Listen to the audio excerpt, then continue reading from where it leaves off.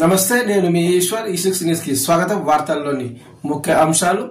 లగచర్ల రైతుకు బేడీలు ఘటనపై ముఖ్యమంత్రి రేవంత్ రెడ్డి సీరియస్ అయ్యారు.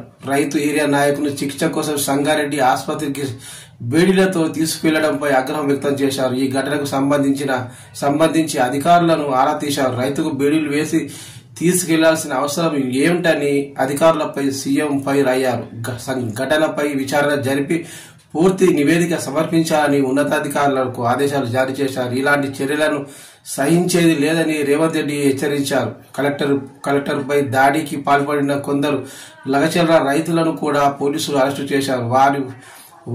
వారిలో రైతు హిరియా నాయక్ ఒకరు. ఈ రైతు ప్రస్తుతం కంది సెంట్రల్ జైలులో ఉన్నారు. అయితే గత రాత్రి హిరియా నాయక్ ఛాతీలో నొప్పి రావడంతో అతన్ని జైలు అధికారులు సంగారెడ్డి ప్రభుత్వ ఆసుపత్రికి తరలించారు. ఈ రోజు కూడా మరోసారి వైద్య పరీక్షల నిమిత్తం హిరియా నాయక్ను సంగారెడ్డి జనరల్ ఆసుపత్రికి తీసుకువచ్చారు. అయితే ఆసుపత్రికి వస్తున్న సమయంలో హిరియా నాయక్ చేతికి బేడీలు ఉన్నాయి. బేడీలతోనే హిరియా నాయక్ ను పోలీసులు ప్రభుత్వ ఆసుపత్రికి తీసుకువచ్చారు. అంతేకాకుండా బేడీలతోనే రైతుకు చికిత్స అందజేశారు.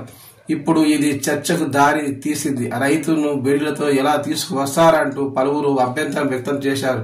ఈ బేడీల వంశం సీఎం రేవంత్ రెడ్డి దృష్టికి చేరడంతో సీఎం సీరియస్ అయ్యారు. వెంటనే విచారణ జరిపించి నివేదిక ఇవ్వాల్సిందిగా అధికారులను సీఎం రేవంత్ రెడ్డి ఆదేశించారు.